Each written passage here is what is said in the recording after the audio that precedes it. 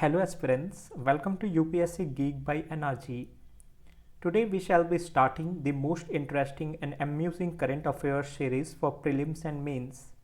This series is known as 5 facts you must know to solve any current affairs related questions asked in prelims exams. So today we shall be starting with the May 2023 Polity and Governance section from Vision Monthly magazine. Okay, so let's start with the series. So here the first news is related to National Capital Territory of Delhi Amendment Ordinance 2023. Okay, so the first thing that you have to remember is the name of the act itself, because it can directly be asked in your mains as well as prelims exams. So the name of the act is GNCTD, that is Government of National Capital Territory of Delhi Amendment Ordinance 2023. And what it seeks to do? It basically seeks to amend the GNCTD Act of 1991. This is the first fact that you must know. The second fact is that what was the purpose to bring that ordinance into the effect was basically to nullify the effect of the recent Supreme Court judgment. Okay, the Supreme Court judgment was basically about elected government of NCTD has the legislative and executive power over services under entry 41 of list 2, that is state list of the 7th schedule. Very fair point. Okay, so basically it brought to nullify this Supreme Court verdict given for the state governments. So, okay, over their administrative powers over the administrative services excluding public order, police and land. This is the second fact that you must know. The third fact is related to the key highlights of the ordinance, right? What this ordinance talks about. So this ordinance basically introduces or talks about power to legislate over the services. Ultimately, who will be having the power to legislate over the services? Okay, so ordinance specifies that the Delhi Legislative Assembly will not have any power to legislate on the subject of services. Delhi government cleared a demarcation that they will not be having any power to legislate over the services, which comes under the state list. Okay, so services include the matters related to appointment and transfer of employees of Delhi government and vigilance. Okay, so this is the first provision where the ordinance says that the Delhi Legislative Assembly will not have any power over the legislation of the services. The second highlight of this ordinance is basically about National Capital Civil Services Authority. Okay, so what does this authority mean? It basically is it creates a new statutory authority, that is National Capital Civil Services Authority. Okay, under this ordinance a new authority has been created, that is NCCSA, to make recommendation to the LG regarding transfer, posting, vigilance and other incidental matters. Okay, so what will be the constitution of NCCSA? Okay, so NCCSA will consist of Chief Minister of Delhi, who shall be the chairperson of the authority, the Chief Secretary and Principal Secretary of the Home Department, because land, public order and police is under the Ministry of Home Affairs, central government. So the Principal Secretary and Chief Secretary from the Home Department will be also part of the authority. Okay, so all matters required to be decided by NCCSA shall be decided by majority of vote of the members present and voting. So among three, the majority of the vote will be considered as the final and it shall be rendered to the LG for the final decision. Central government will reappoint both the Principal Secretary and Chief Secretary. So here central government will have a dominance over the state government or state legislative assembly. Okay, so the last and final point is what will be the power of LG, that is Lieutenant Governor. Okay, so LG will act in his sole discretion. Okay, it expands the discretionary role of LG by giving him powers to approve the recommendation of the authority or return them for reconsideration. So here the discretion of LG will be final. He can either approve the recommendation which was henceforth rendered by NCCSA, or either he can or she can return the consideration for reconsideration. Okay, return the bill for reconsideration as well. So the LG's decision will be final in the case of difference of opinion between him and the authority. The discretion of LG shall prevail over the discretion of the authority. Okay, So here the historical aspects or the definition of ordinance is given. If you don't know, just give it a read, like law promulgated by the state or central government without the approval of legislature is basically called as ordinance. Okay, here some historical facts, like Indian Council Act 1861 was the first act to talk about ordinance. Then the Government of India Act 1909 and 1935 consequently talked about the ordinances. These are the some of the historical aspect which can also be used in pre as well, and these are the articles you should remember while attempting mains answers. Okay, so article 123 basically powers of president to promulgate ordinance, and article 213 gives power to governor to promulgate ordinances. Okay, so that's it about the first article, guys. And here there are certain issues like overuse of promulgation, separation, it violates separation of powers, lack of clarity while promulgating ordinance, accountability and center state relations. These are some of the issues which has been mentioned. You can go and give it a read in order to attempt an answer for mains. Okay, so here we come to a second article which talks about Model Prison Act. Okay, so the first thing you remember is Model Prison Act, what it is. Okay, so Model Prison Act, it is basically Ministry of Home Affairs has prepared the Model Prison Act. So remember the ministry under which Model Prison Act comes. It comes under Ministry of Home Affairs. Okay, it will replace Prison Act of 1894. The second most important thing you should remember is that it is the first legislation that governed the management and administration of prison in India. Was the Prison Act of 1894. Okay, so historical background, again the first legislation related to the prison was the Prison Act of 1984. So the act has its origin in the recommendation of the Prison Discipline Committee. So remember this committee name, it can be asked in prelims as well. So the Prison Discipline Committee is the committee responsible for the formulation of the Prison Act of 1994 basically, which was appointed by Lord Macaulay. Very important. Okay, so it definition of prison has been given here, not so important. It also laid down provision of the prisoners employment, health and visits. So it includes the basically the Prison Act of 1894 not just talk about incarceration of the prisoner, but it also talked about employment, health and visits of the prisons, like how a holistic change and treatment to the prisoners can be made under the particular prison. Okay, so it is a very holistic approach. So basically MHA found various shortcoming. Okay, so Ministry of Home Affairs found the various shortcoming in the Prison Act 1894, and hence they came up with Model Prison Act 2023. So guys, why it is called as Model Prison Act? Very, very important. Why model, right? It is seen as a model to something. So let's see why it is called a model. Okay, as per the provision of Constitution, prisons and persons detained therein fall under the state list. Okay, so the prisons and the person detained therein are the part of state list of the 7th schedule. Okay, so this means that the responsibility of prison management and administration slowly vests with the state government, which alone is competent to make appropriate legislative provisions in this regard. Okay, so basically in simple terms, state government is responsible to legislate in regard to the prison and persons detained therein, not the central government. Hence here Ministry of Home Affairs is promulgating this particular bill of Model Prison Act, right? So hence it is being formulated as a model. So thus the Model Act may serve as a guiding document for the state.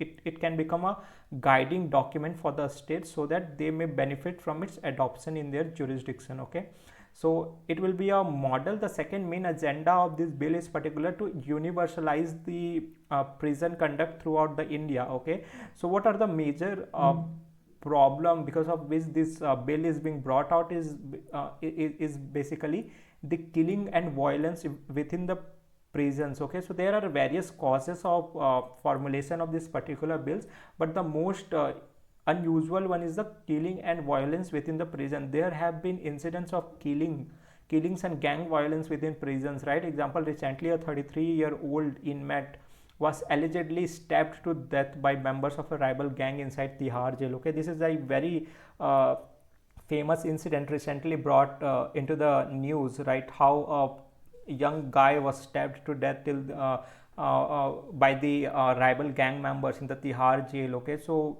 because of all this nuisance which is being created inside the prison uh, premises under the high security, still this sort of nuisance are surfacing, right? So to tackle all such issues, this Model Prison Act 2023 has been formulated uh, to act as a model for the state, so that the state government can come up with and formulate a similar legislation in regards to the Prison Act. So that were the five most important facts related to the Model Prison Act. Now let's come to the news in short. So first thing is whip. Now recently we have heard about the tussle between the BJP and Shiv Sena faction in the Maharashtra Legislative Assembly, right? So regarding that, this news was very much in prominence during that time, and it became a consequential topic as well in polity. Okay, so Constitution Bench in Shiv Sena case. So the case name is Shiv Sena. Not so important, but yes, the verdict is very important, which talks about power to appoint a whip and a leader rest with the political party and not the legislature party. Okay, so there are two parties basically: legislature party, which is basically in power, okay, and the political party, basically political party which is in, let's say, majority or etc. Okay, so political party and not the legislature party, as stated by the 10th schedule of the constitution. Okay, so the political party is here is responsible to issue whip. Okay, so what are the, basically let's see what is a whip. A whip is basically a written order to members of a party in the house. Okay, so just for your knowledge, it is better to know what a whip is. So whip is basically a written order to member of a party in the house to abide by the certain direction and to designated officials of the party who is authorized to issue such a direction. Okay, so who has the power to issue a whip? Okay, so all parties can issue whip to their members. Okay, they cannot issue inter-party whips, but they can issue whips within their membership. Okay, so parties appoint a senior member from among their house contingent to issue whip. Okay, so among their faction they will select one most senior member who can issue whip. Okay, so this member is called a chief whip. Okay, so the person who was selected to issue whip is called chief whip, and he or she is assisted by additional whips. Okay, so the second most important fact about this is speaker must recognize the whip and leader authorized by the political party based on the party constitution after conducting an inquiry. So a speaker must recognize a whip. He cannot let go or ignore the whip issued by any political party. Okay, so speaker to decide the disqualification. Okay, speaker should decide on the pending disqualification petition. So third most important fact is here the power for the power of the decision lies on the hands of speaker.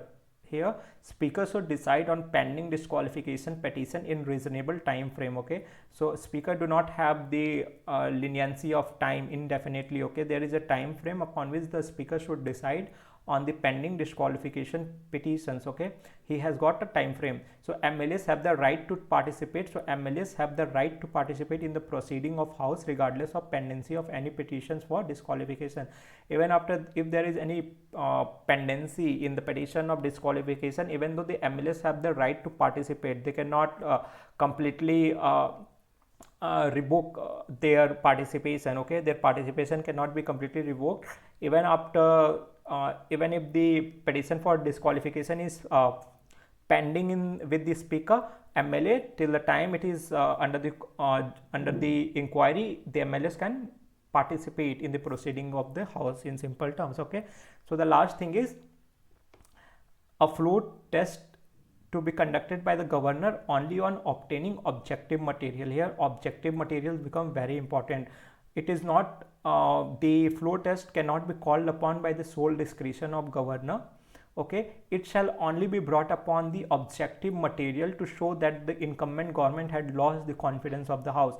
Until and unless governor do not possess the objective material to prove that the incumbent government had lost the confidence in the house, he cannot issue the order for floor test. Okay, this is the most important thing to be remembered. Okay, So let's go to the next article, which talks about Article 142. So Article 142 is basically talks about enforcement of decrees and orders of Supreme Court and orders as to discovery and etc. Okay, so Supreme Court rules it can directly grant divorce to couples under Article 142. Okay, so Supreme Court has got authority other than couple themselves to grant them direct divorce.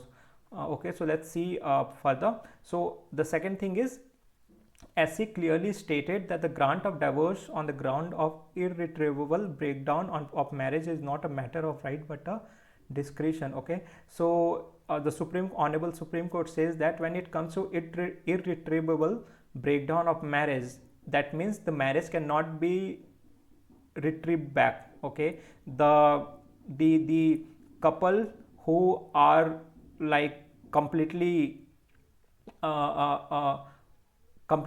let's say separated, they cannot be again come to the consensus. Okay, so it becomes irretrievable.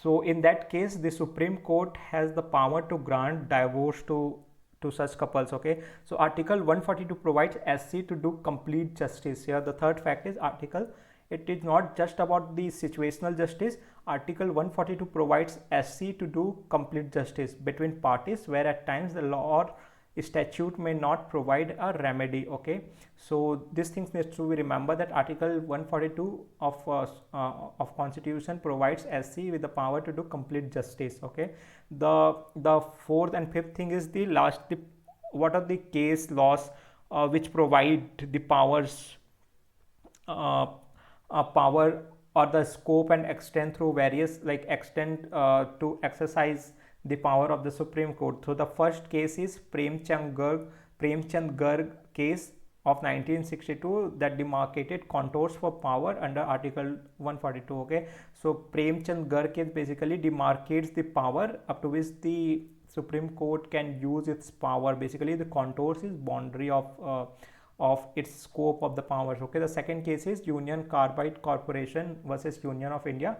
So SC 1991, while highlighting wide scope of Article 142, ordered compensation for the victim. Okay, so these are the case laws which can be mentioned while attempting your answers, like questions such as powers of Supreme Court, judicial activism is asked. So these are the examples which can be quoted to enhance the quality of your answers. So last and final things are basically the criticism of Article 142. Sometimes questions are asked like Supreme Court activism is overstepping its scope. Okay, so what are the basic various criticisms? So sweeping nature of these powers are arbitrary and ambiguous, absence of a standard definition, violation of separation of powers, etc. Okay, so these are few criticism which will for sure fetch you good marks. Then the next news is district judiciary. It basically talks about district judiciary. It is not very important for UPSC prelims or mains per se, but it can also be quoted in mains answer, I'll say. So it basically talks about the district judiciary independence is also a part of basic structure. Okay, that is independence of district judiciary. So All India Judges Association versus Union of India. This is the case which is basically propounding the idea that the independence of district judiciary is also a part of basic structure. Okay, why it is a part of basic structure? Because district judiciary is also responsible to uphold rule of law, right? And rule of law itself become a part of it is a part of basic structure. Hence the independence of district judiciary, which is upholding the rule of law, it becomes the part of basic structure. Simple. Okay, so just remember that 3 to 4 facts there. It is not very important, just remember to quote them in the mains exam.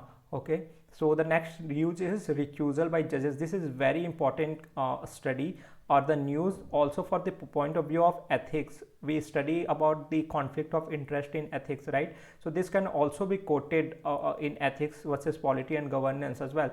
So Supreme Court judge refused to recuse himself from the hearing a plea by a former Indian Police Service officer. The fact is not so important, but the concept here of recusal is very important. So let's see what a recusal is. Okay,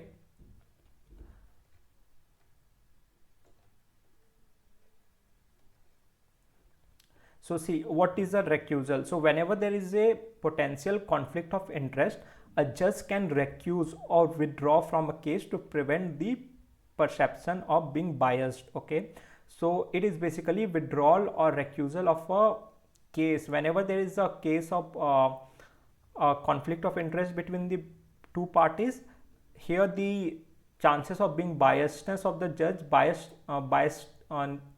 judgment of the judge increases tremendously. Hence the provision of recusal is there, where a judge can withdraw himself from the case because of the chances of conflict of interest. Okay, so what are the famous case laws? Okay, so nemo judges in sua causa, that is no person shall be. These are the like Latin maxims which says that no person shall be a judge in his own case. Very valid point. Okay, so just remember them to quote in the ethics as well. Nemo judges in sua causa. Okay, that no person shall be a judge in his own case. Justice must not only be done but must also be seen to be done. Okay, very important point.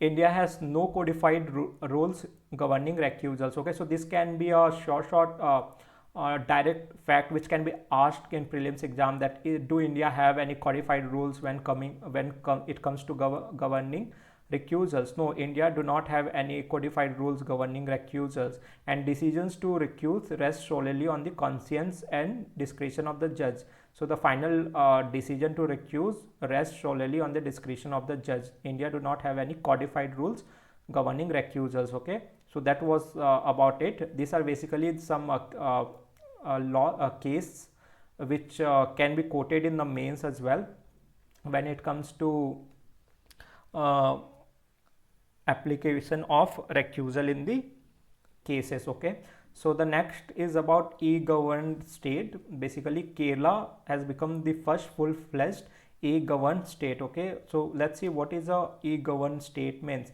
E-governance meaning electronic governance. Okay, electronic governance. What is electronic governance? Electronic governance is basically using ICT, that is information and communication technologies such as wide area network, WAN, the internet and the mobile computing for the purpose of enhancing governance. So this is basically e-governance, where Kerala has done tremendously well and became a first e-governed state. Okay, so what are the various initiative of Kerala fiber optic network? Like this can also be, basically we talk about aspirational district state programs. Okay, in governance. So here these examples can be quoted. Kerala fiber optic network, how the ICT, how important the ICT has become in the life of individuals, right? So and Kerala is doing tremendously well in those arena, and hence it has become the first e-governed state as well, which has made internet access to citizens right. Under article 21, internet is now a part of our fundamental right, and every state should ensure that each and everyone have fair access to internet and e-technologies as well. So e-Sevanam, a single portal for 900 public services to taluk level offices. So here we can see the connectivity, right? Last mile connectivity, how Kerala has ensured last mile connectivity via ICT or information and communication technologies, right? So this has all led to the Kerala becoming the first full e-governed state. Very important thing to be jotted down for your mains and prelims purpose. Okay, the next important news is World Press Freedom Index. Very important.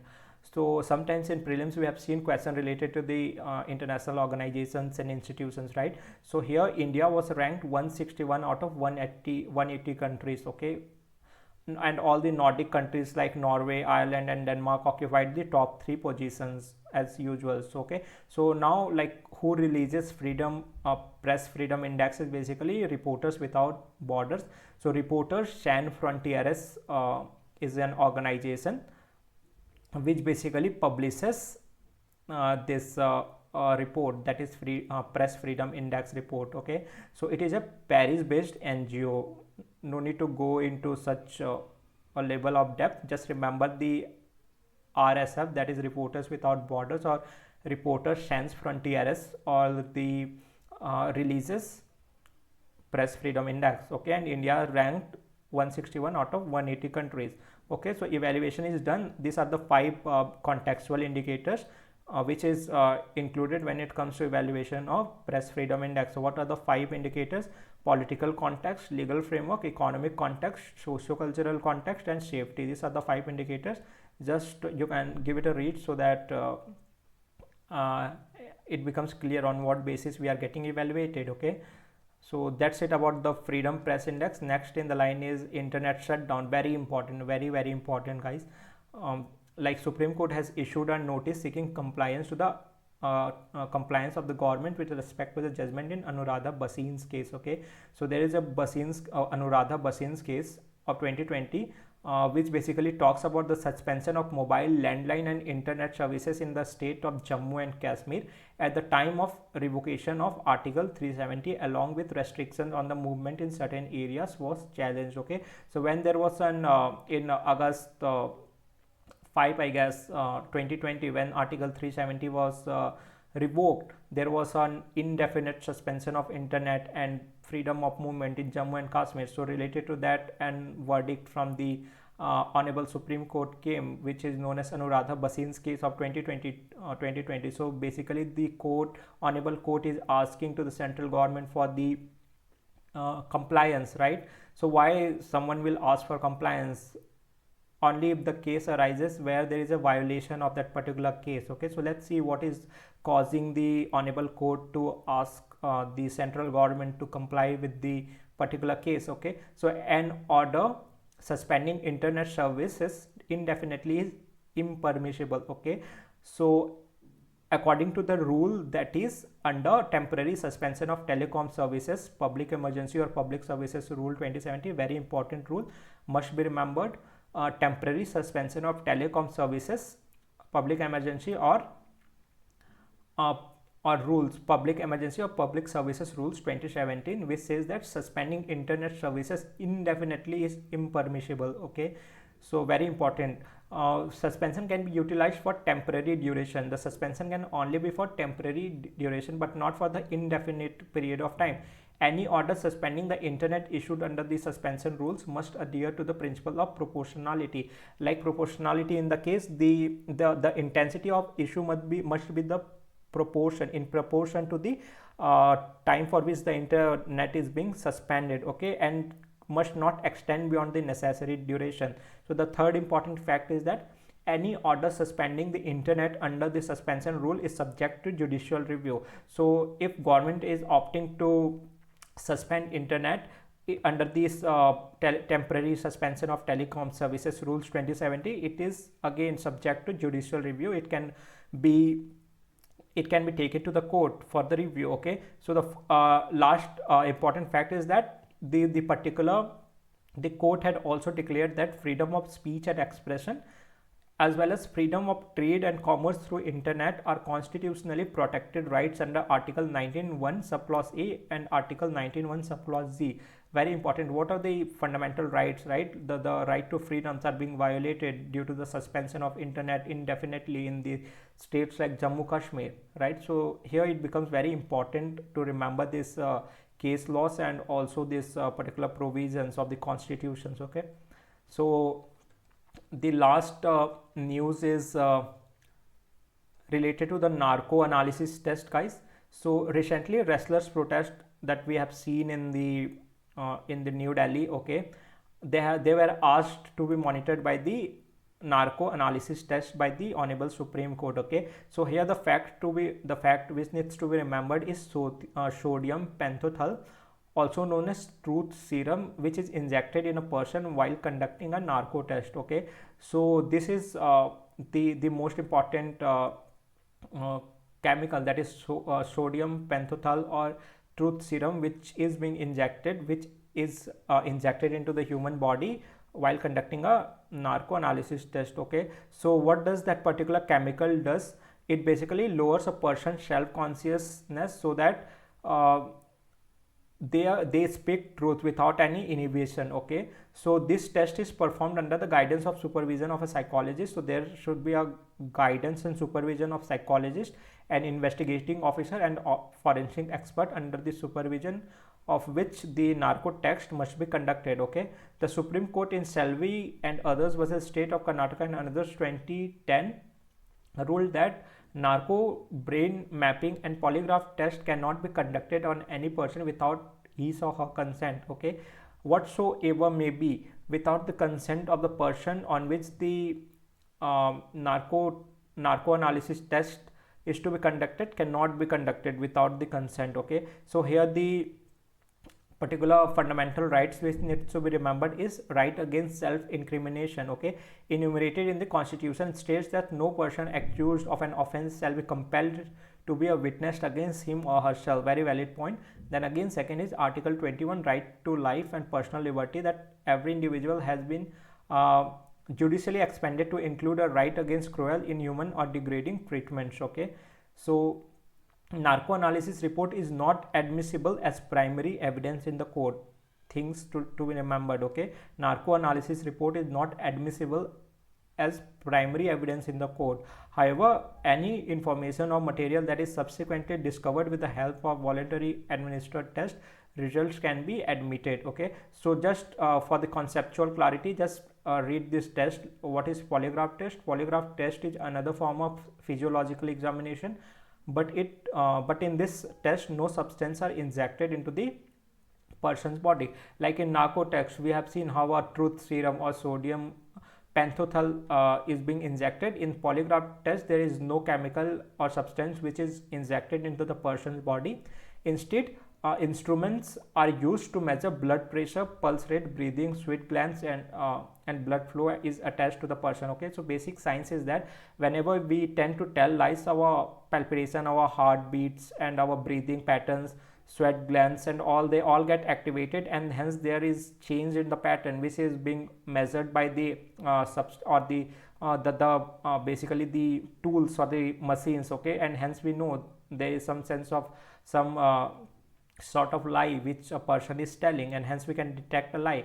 And the second is the brain mapping test. So P300 test or the brain mapping test involves the mapping of the brain activity rather than physiological behavior. Okay, so they basically use a technology to map the brain activity while conducting a test. Okay, it is done in the same manner as the polygraph test. Brain mapping may cover aspects of field of neuroimaging as it produces image of the brain that have been enhanced by the result of additional imaging or non-imaging data processing or analysis. Very simple. With this, we come to the end of an polity and governance section, guys.